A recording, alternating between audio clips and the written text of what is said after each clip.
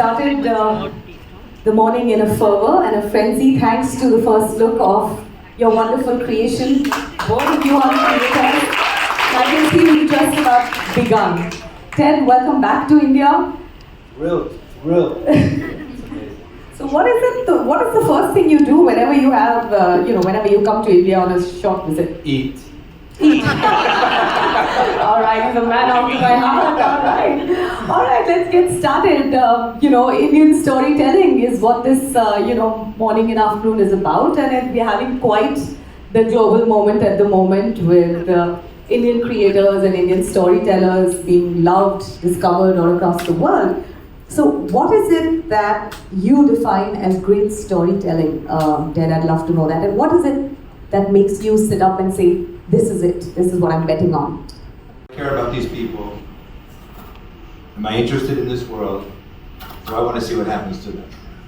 And I think that's something you kind of establish early and figure out early when you're going to do a project. That's the first question I think you kind of have to answer, which I think heeramandi obviously answers all those questions. Yes, yes, and yes! Ticks all the boxes, doesn't it? Yes. Well, Sanjay, I just want to ask you, Indian content is also, Indian storytelling is also on a precipice of sorts. So what is your clothes? To the man born, absolutely. So what would be really interesting to know is how you decode and how you understand the audience's, tastes changing today. What do you think has changed about the Indian audiences and their preferences? First, I'll answer the question you haven't asked. Which is? Namaste. Oh. Thank you for being here. It's an honor and pleasure to sit with a person with such a vision and such a great producer and giving platform to such wonderful work that filmmakers create. So you are very, very important to the whole world of cinema right now. So thank you for being here. And all my beautiful people who have worked with me at here, I think they want to see me go through the grind. All that I make them go through every day. They want to see me trapped in this, trying to answer questions, difficult ones. And we gave him a day off. I wouldn't pay money for this, but it's complete. Yeah, you're on, Sanakshi. And then I have this wonderful Netflix team, Monica and Tanya here. But the most important person in my life is my CEO, Prerna Singh.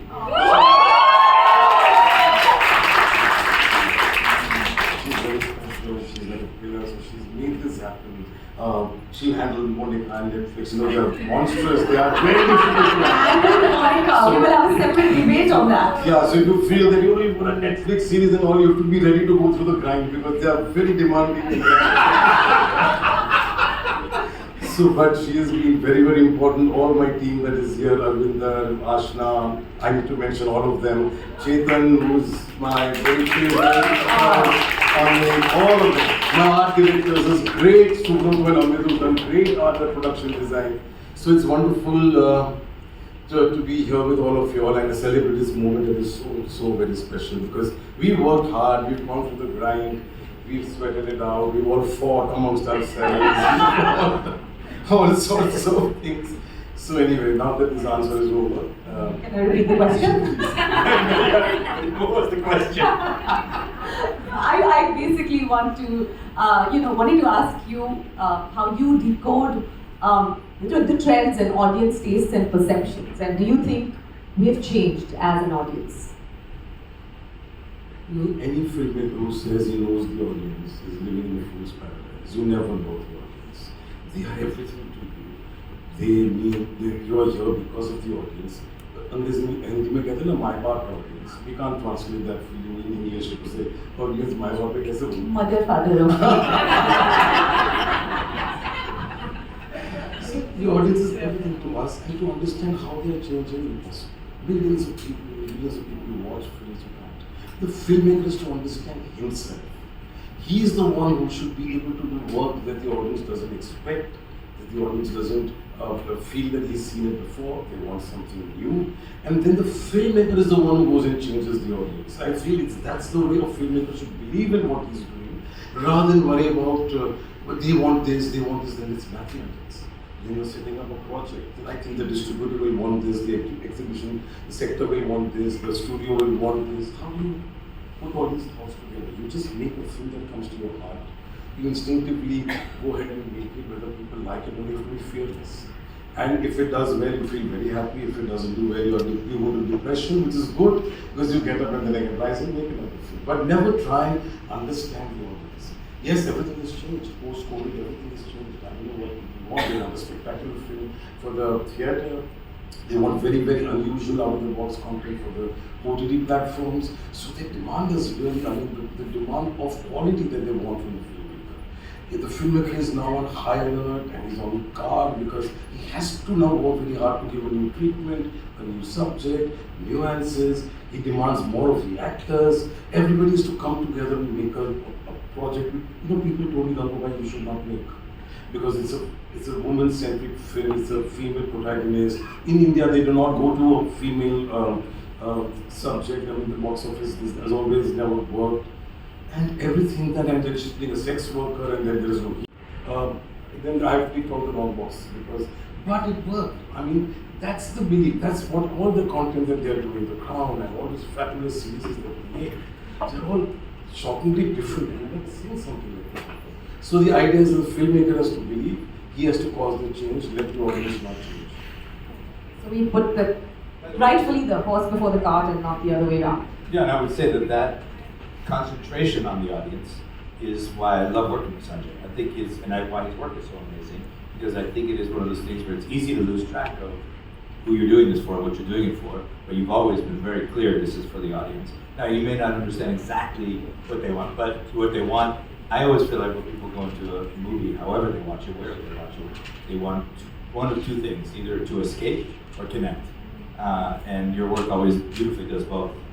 I have a mini audience in my office. Okay. I'm not taking your name. I'm not just taking your I have a small audience in my office who I keep showing my footage when testing. How are they reacting? Different kinds of different age groups. So that is my test of also how the audience will react. I think if you make a film or make a series only for it to be seen, that is your victory, and therefore you will give your best to them. But do not calculate. Do not just give them what comes to your heart, and they will take it.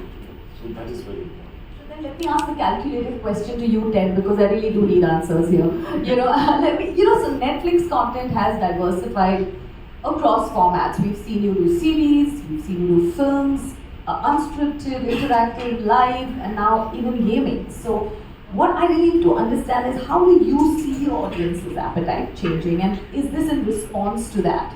And especially when you keep in mind some of the innovative forms of storytelling that Netflix is placing its bets on, do you take into account the audience appetite, or do you also just create and... No, it's all we think about. Our entire business is built on pleasing the audience. If they like what they watch more, and they don't go anywhere, and they tell their friends. And I think our opportunity, it feels like a responsibility as much as an opportunity to make audiences happy, try to give them the things that they want. And the thing that they want is not always the same thing depending on what mood they're in, depending on who's in the house, depending on who they're watching with.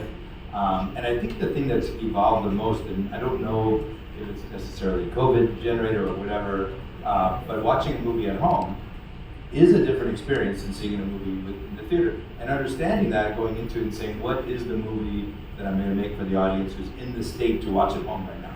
So, meaning they're a little more distracted, they're more likely to be in control of the situation than they are in the theater, where they're more willing to surrender. And that does affect how you tell a story. It does affect how movies evolve over time when they see movies like that. And I don't think it's a bad thing. I think it's just meeting the audience where they are is always the challenge of a filmmaker and a film distributor and a network to try to make people understand, the content that's suited to the viewing experience. Which is what makes you both such a potent combination, right? You're thinking about where the audience is going, and he's just thinking about what's coming out of his heart, and we have magic coming out of you guys. Right. Absolutely. Anyways, it's true. Yeah. And I think what you say about the projects that come out, we make in India last year we had 28 original projects in India, 100 so far since we've launched in India, and the diversity of the projects I think is what's been really thrilling. Last year there was incredible success around the world with Gangubai, which is I live in Los Angeles, and this is that time of year when people are talking about awards. And because people had seen Gungabai on Netflix in LA, when they saw the conversation coming around about it, they're like, oh, I saw that on Netflix, you won't believe it. You have to see it. And that whole ability to reach audience around the world is incredibly exciting. But it wasn't just that. We also had, Monica My Darling and Darlings, Kake, like these projects really were enormous in India and traveled around the world, which is a really exciting time to be telling stories. We were talking about placing bets on different forms of storytelling. It would be remiss for me not to ask you about the big bets that you always take in your storytelling. You create unique spaces, and I mean, your entire team is here. It would be silly of me to try and recreate that. But I want to know how it was for you to shift from the big screen to the digital space. I mean, did it influence your process in any way, or do you follow the same process for your films and your series? We should ask you. We should ask you. I've made big films. I enjoy making big films, and it comes naturally to me. But shifting to digital, I've made it even bigger. Heeramandi is my biggest project that I've made. It's so huge in scale. I had to do something special because he had commissioned this to me, and therefore we had to do something special to make him proud. And I also made it from deep down, it just naturally. So I did not have to adapt to for a digital medium. And for it, I think if you're watching a film or you're watching a series, and it has to be as creative, as intense or interesting or nuanced and new treatment, and the director has to give something special, the actors have to give something special. So there is no holding back or trying to think differently for the OTT platform. For me, it's making a film. And I think I've made 10 films in 30 years. And in the last 1.5 years, I think I've ended up making 3 films because it's 8 episodes, and it's like, what have you put me through, guys? It's like so demanding, it is so difficult, and you have to be so alert because there are so many tracks, and your narrative skills get very sharpened because then you're on high alert, and then you realize, God, we missed that one shot is wrong because it doesn't show that in the other episode. So you're constantly working on a script all the time. So yes, we have to make amends to the amount of hours we work, double the hours that I do for a film. Far more intense, far more hard work, and all of us are enjoying every minute of it. So I have given my best to this one, and I say that every time I make a film. But truly this time I think I feel from deep within. I never normally talk about my role, but I feel this one is very special. It has come from deep down. And I think my dear Moin Beg, who has come to me with this idea 14 years ago, and every time I would not make the film and go and make Devdas, and then go and make Bajirao, he said, can you give me my script back? I want it back. I think I'm not going to make it. Give me my script back. And then finally it's gotten made. And so I think it's, once again, I only make films not with my mind and not with my heart. It's from the heart. Heeramandi has got a very special place. For I think I've done things which I am surprising myself. So before I praise myself more and give my award to me of myself, cut it short. So having created a series, Juggernaut, So you make it bigger because the size of the project is not really the size of the screen. It's the size of the potential audience, it's the size of the distribution footprint and all that, which this is the biggest. And it's not 90 minutes, 2 hours, it's 8 hours, it's a lot. Yeah. It's also the size of the heart with which he makes his film. The size of the heart, that's And congratulations, there's nothing better than having a script meet its potential. So congratulations to you. Ted, a question to you. Now, you worked with some of the most iconic global storytellers, and Sanjay's partnership also traces back to you. It would be interesting to know what drives such sort of creative collaborations, and what is it that Netflix is really doing to nurture and cultivate these kind of collaborations and relationships? It's interesting when you talk about it because in the very relatively short time, we've only been making original films at Netflix for 5 years. Original series for this month was 10 years with House of Cards launch. So when you think about the short amount of time that we've made projects with some of the greatest directors on the planet, Sanjay included, And I think about the similarities and the differences a lot. I mean, the similarities are visionary, are relentless, are people who will fight to get their vision onto the screen the way that they want it in their head, the way that they want the audience to see it, and that will never give up on the vision until it's just so. Until it's just so. And that's true of everybody. I think the closest, I don't apologize if you don't agree, I think the comparison to, I know I've read comparisons to Baz Luhrmann with you, and I've worked with Baz. We made a series, The Get Down, a couple of years ago, and the experience has been very similar, which is that I think that this idea of, it's not style over substance, it's style and substance. And to deliver both of those things in equal measure on screen is so hard to do. It's a very rare breed of creators who can do that.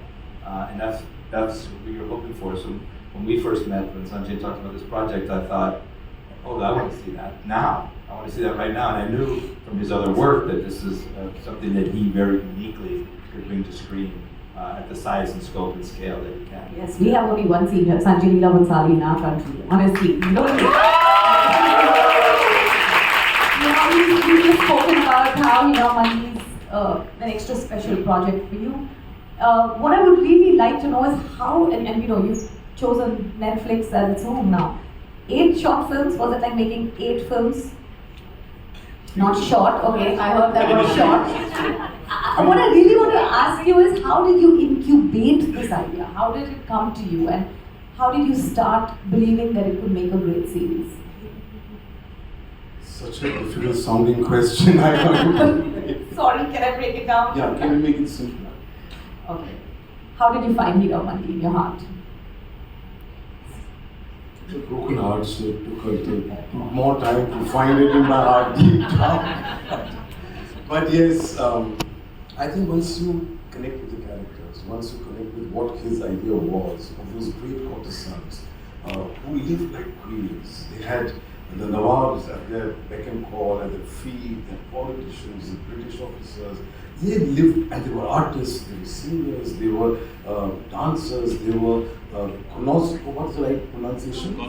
Connoisseurs of good poetry and art, and so they were women that I would have liked to meet in real life.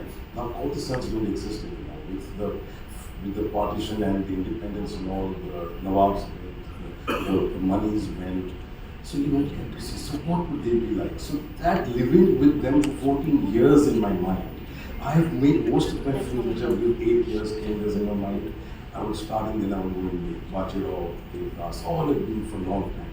And this one was for 14 years in my mind, it was there. And they never went out of my mind.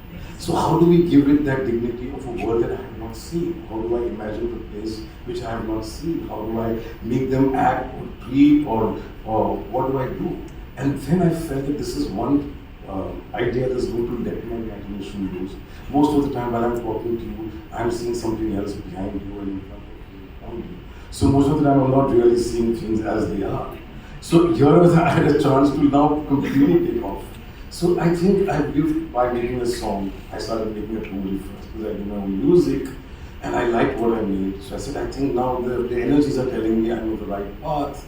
And then I cast these beautiful women, Manisha Goral and Sonakshi and Aditi and Richa Chadda, and all these things started falling into place. We got a wonderful costume team and art direction, and I think kind of joy I had creating a world which I had not seen, but it had to look real, it had to feel real. Their angst, it was just not the dressing around that they were living in. There was angst there. Each one had a story to tell.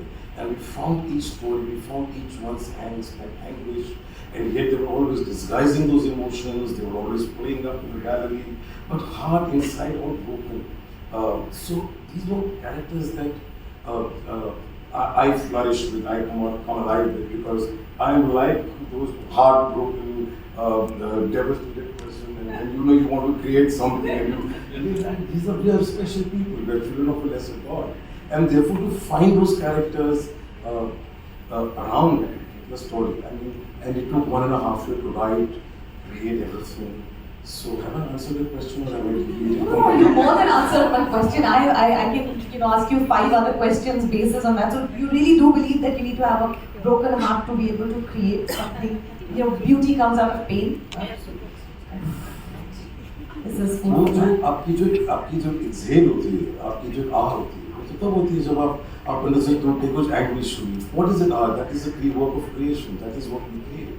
So pure artists, I feel somewhere are blessed with that. You can't go and say, oh, give me pain, can I borrow it, can I buy it?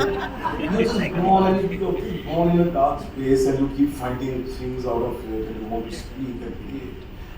I like to speak through my work. I don't like to mic at all.